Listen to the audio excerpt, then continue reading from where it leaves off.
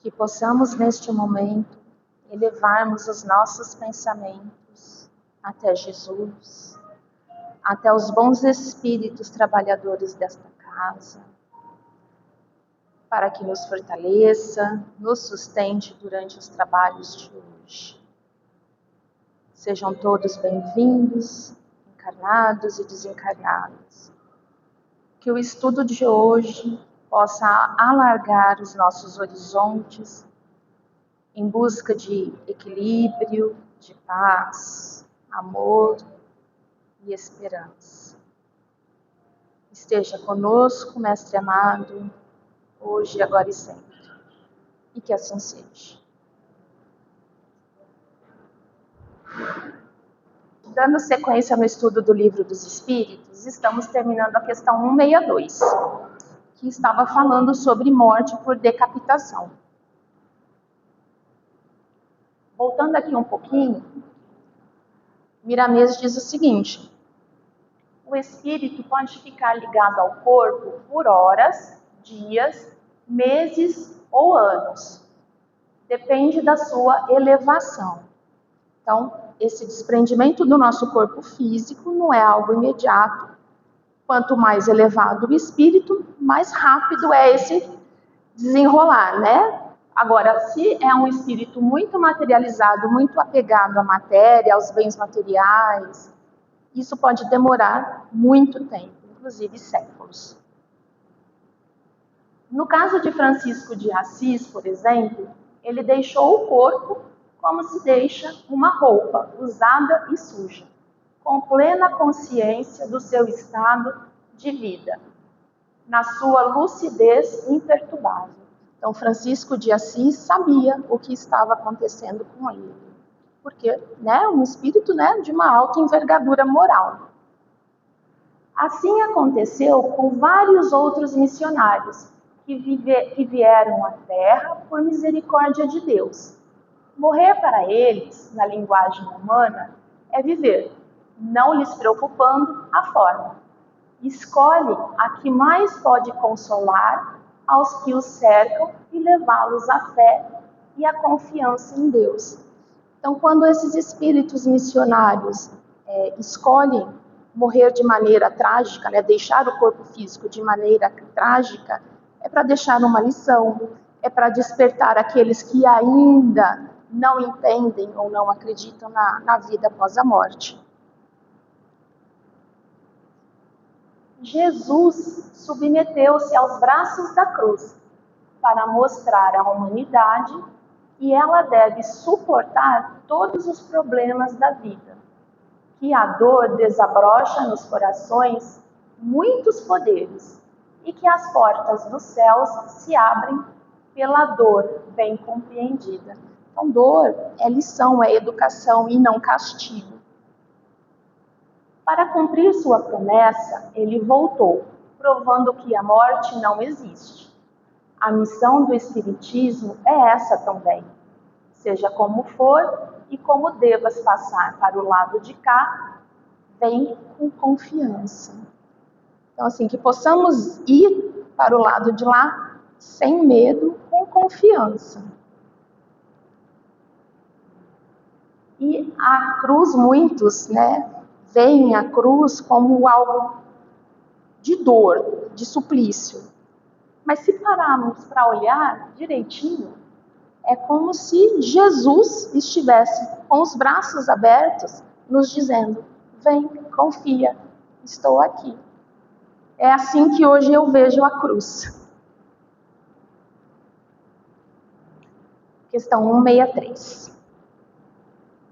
Deixando o corpo, a alma tem imediata consciência de si mesma? Consciência imediata não é o termo. Ela fica perturbada por algum tempo. Então, desencarnamos e assim, chego do lado de lá, já sei que sou eu, Ana Paula, espírito imortal, não é bem assim. Comentário de Miramês. Depois que se processa o fenômeno da morte, é quase comum, por falta de elevação da alma, que ela entre em estado de perturbação espiritual. E o que vem a ser esse estado de perturbação? os seus sentidos adormecem. É como se ela mergulhasse no sono. Eu fico imaginando assim, é como se o espírito ali estivesse num estado de coma, sem consciência, ele está adormecido. No entanto, ela ainda continua ligada ao corpo pelo chamado cordão fluídico, conhecido pelos estudiosos da doutrina espírita e por vários outros espiritualistas. Esse laço se desata com o tempo, que varia de alma para alma. Então, o desencarnar não é igual para todo mundo, se olharmos assim, bem detalhadamente. Todos vamos desencarnar, mas a maneira e o tempo vai variar de espírito para espírito. A libertação do espírito dos liames da carne depende da sua condição moral. Há casos muito raros em que imediatamente após a morte do corpo, o espírito se liberta sem perda da consciência, assim como há outros em que a alma só se livra dos laços quando o próprio fardo já não existe mais. Ela vive na ilusão envolvida pela ignorância. Então, por desconhecer o lado espiritual, o espiritual desencarnar, pensa que ainda está no corpo físico e fica ali vivendo aquela situação. E só depende dele, né? A ajuda espiritual está ali, mas depende dele, da elevação moral dele e da vontade. Porque os espíritos estão ali para ajudá-lo, para que ele desperte. Mas se ele não quiser, não tem como. O mais comum é a alma passar algum tempo em estado de perturbação espiritual, recuperando sua consciência no correr do tempo. Depois, se for o caso, quando já estiver madura para receber novas semeaduras da verdade, é conduzida a regiões de aprimoramento, de aprendizado espiritual, para novas investidas na carne, de onde saiu com alguns resultados. Eu gostei desta parte. Gostei muito, ou seja, nós assim, nem que seja um pouquinho, a gente sai daqui um pouquinho melhor do que aqui chegamos. A reencarnação é uma verdade em todos os mundos habitados. Ela é, pois, um processo criado por Deus para o despertamento do espírito em evolução. Então tá aqui, né? Todos os mundos, todos eles, existe reencarnação. E reencarnação serve para o despertamento de todos nós, para que possamos evoluir. Quem já compreende a necessidade da reencarnação dará um passo largo nos conhecimentos da lei de justiça e de amor. E os que ainda não compreendem e desconhecem também alcançarão, mas vai demorar um pouquinho mais.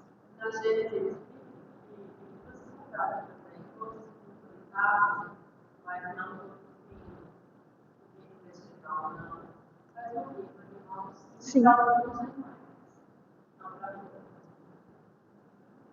Então, assim, seria interessante depois olhar as outras obras de Kardec, a Gênese, o Céu e o Inferno, para que possamos melhorar os nossos conhecimentos.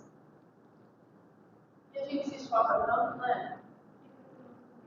Nossa, mas os bebês de antigamente não faziam isso. Olha, faz assim, né? O bebezinho demorava para começar a mexer, demorava para abrir os olhinhos. Eu fiquei enfaixadinha, durinha. Na minha época ainda se enfaixava bebê. Não tinha leite, não dava tempo do leite. Tinha mais pelo, né? Nós tínhamos muito mais pelo.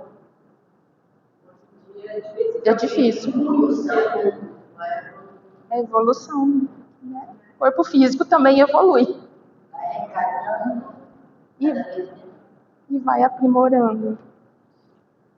Muitos espíritos dormem, sonhando depois da desencarnação, por faltar-lhes conhecimentos suficientes, de modo a mover-se a consciência no conhecimento da verdade. Isso me fez lembrar alguns irmãos que acreditam que após a morte ele vai dormir o sono eterno.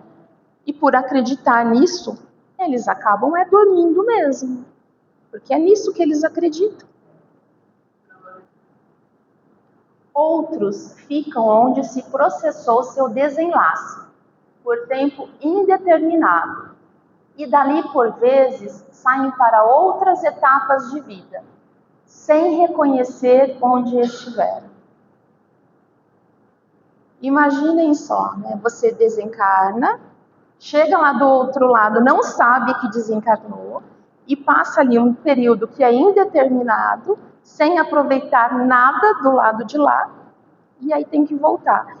Eu imagino que num caso desse, a reencarnação tenha que ser compulsória. Porque ele não despertou, ele não sabe o que aconteceu, ele não tem como participar das escolhas das provas. Muito difícil. Porém, a força do tempo e o amor de Deus, pelas mãos do Cristo, farão o espírito acordar na carne ou fora dela, para a luz do entendimento.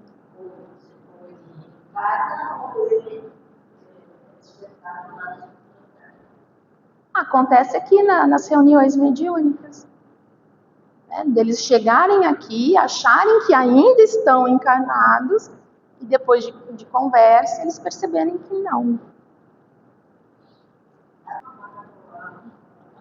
É essa uma das missões do Evangelho de Jesus: fazer ressurgir quem estava morto, vestir os nus espirituais e saciar a fome de amor dos que choram e sofrem as agressões da própria consciência. Somos nós que nos agredimos. Não é Deus, não é Jesus, não são os bons espíritos, somos nós. A humanidade quase toda passa por essa fase de perturbação espiritual, mesmo animando corpos saudáveis. Então, a perturbação espiritual não tem nada a ver com a matéria, tem a ver com a evolução do espírito. Quanto mais evoluído, menos perturbação. Quanto menos evoluído, maior a perturbação. E um espírito pode estar aqui encarnado com um corpo com deficiências, mas ter uma elevação moral maior e não ter tanta perturbação ao desencarnar. Ao passo que eu, perfeitinha, posso ter muitas. No entanto, a ignorância das leis de Deus pelos mortos de entendimento, sem se preocuparem para onde vão, nem de onde vieram. Aos espíritas a quem falamos mais diretamente, por serem esses os que nos ouvem com mais atenção, e se preparem no percurso da vida na Terra, lembrando-se de que fora da caridade não há salvação. Então, o nosso exercício do amor é através da caridade. Estuda e ora, trabalha e medita, e procura o aprimoramento das tuas faculdades espirituais, a fim de que, no momento da chamada morte, não morras, passando para a vida espiritual em plena consciência, para que nós, que estaremos te esperando, sintamos alegria com o esforço do trabalhador que conseguiu vencer a morte e ganhar a vida na sua plenitude.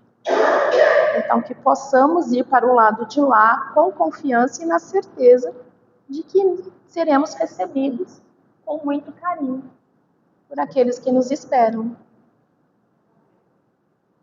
Cheguemos lá vivos e não mortos.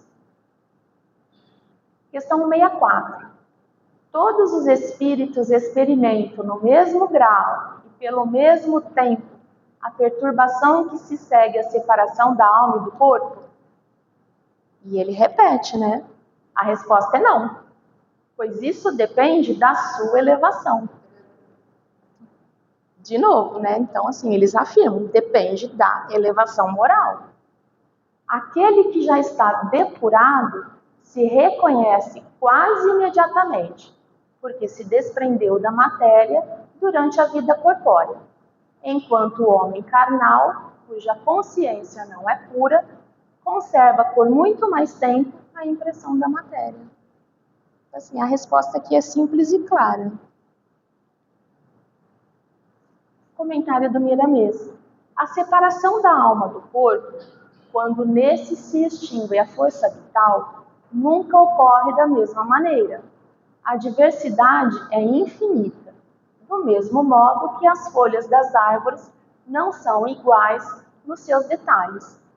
Cada desencarnação tem suas nuances próprias.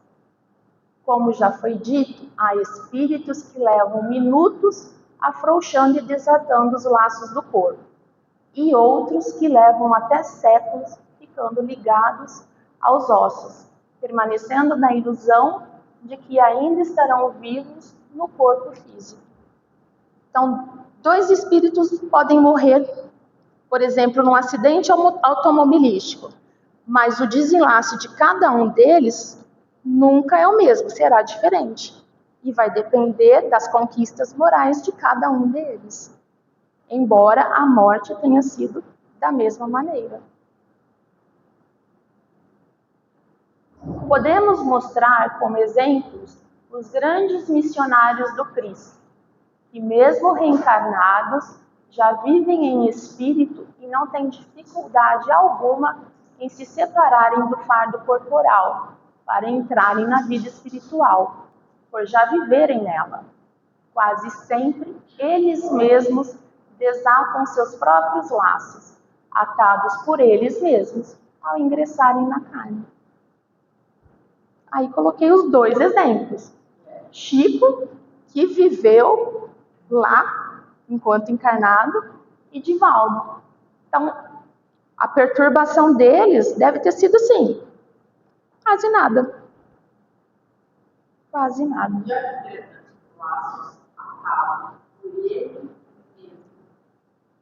Então, atamos, sim. Então, somos nós. Então, não é Jesus, não é Deus, é nós. Nós vamos chegar lá. Tudo. A separação é de conformidade com a pureza da alma. Gasta mais ou menos tempo e a redução do tempo está, por assim dizer, nas próprias mãos de cada um. É conquista da alma. A doutrina dos espíritos, desde os seus primórdios, sob a orientação dos espíritos superiores, vem cooperando para que os homens despertem, no sentido de trabalharem no autoaprimoramento e ganharem essa bênção da consciência imediata ao atravessar o túmulo. Quem deseja ficar na perturbação espiritual? Nenhum de nós. Então, que possamos trabalhar para não passarmos por isso. Todos buscam a libertação, mas poucos sabem procurá-la pelos caminhos certos. Nós nos desviamos demais. A vida é uma eterna escola para educar sempre pelos métodos que Deus determinou, em variadas nuances das leis espirituais. Também não há pressa para o cumprimento das leis. Sabe Deus da sua sequência, sem interrupção, e abençoa sempre, amando tudo e a todos com o mesmo caminho. Achei tão lindo. Concitamos os homens que aprendem a orar e não esqueçam do autoaprimorado, que lutem, acho que aqui seria autoaprimoramento, que lutem todos os dias para viverem bem com o próximo, de sorte a ganhar consciência da vida e ganhar vida na consciência. O Livro dos Espíritos, no qual estamos nos inspirando para conversar com os homens, deve ser lido e meditado, pois ele é fonte de muitas instruções, revelando leis que estavam encobertas e que tenham o poder de nos livrar de embaraços aos quais a ignorância nos prende. Então está nas nossas mãos, né? Está tudo ali. Basta que busquemos. É curioso que cada vez, eu já perdi as contas de quantas vezes eu já li o Livro dos Espíritos. E cada vez que eu leio, é tudo diferente, muda alguma coisa. Sempre estou aprendendo novas coisas.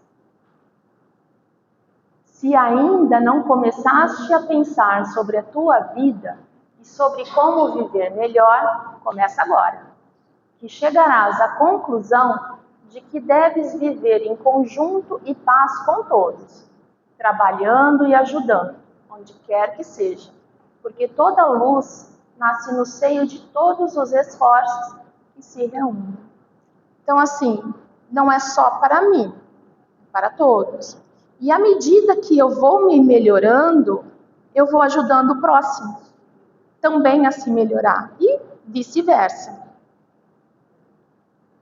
A morte do corpo, todos já bem o sabem, é fato natural, mas nunca é aceita como tal, por se esquecer de estudar esses fenômenos à luz do coração. Sempre se deixa para depois, e o tempo vai passando, levando a própria felicidade de cada um. Eis que chegou o momento desse estudo transcendental, de estudar aquilo que chamam de morte, para que se possa descobrir a vida eterna que acena para todos das profundezas do universo pelas mãos luminosas de Deus. Então, bora estudar, né? Todo tempo ele está convidando e ele vem chamando. E orar. Orar, meditar. Livro dos Espíritos não é só para fazer uma leitura rápida, como você faz um livro só para passar o tempo. Livro dos Espíritos é para pesquisar, para estudar, para meditar, para trocar ideia. É isso. Eu não vou começar 165 hoje, não. Mas eu queria falando sobre as maneiras como se desencarna. Quem tiver tempo, curiosidade, aqui no livro Céu e Inferno, na segunda parte, tem relatos assim de como que é o desenlace de vários tipos de espíritos. Como é o desenlace de espíritos felizes, espíritos em condições medianas. Eles contam como que eles chegaram no plano espiritual. Espíritos sofredores, os suicidas, os criminosos arrependidos, os espíritos endurecidos. Então, assim, tem vários relatos e são, assim, riquíssimos. Vale muito a pena. Com essa? Não é muito afetuosa, né? Parece uma coisa séria. Sim. Hoje tem outras capas, né? Essa edição é mais antiga. Eu acho que a capa do meu é assim também. Então, semana que vem continuamos na 165.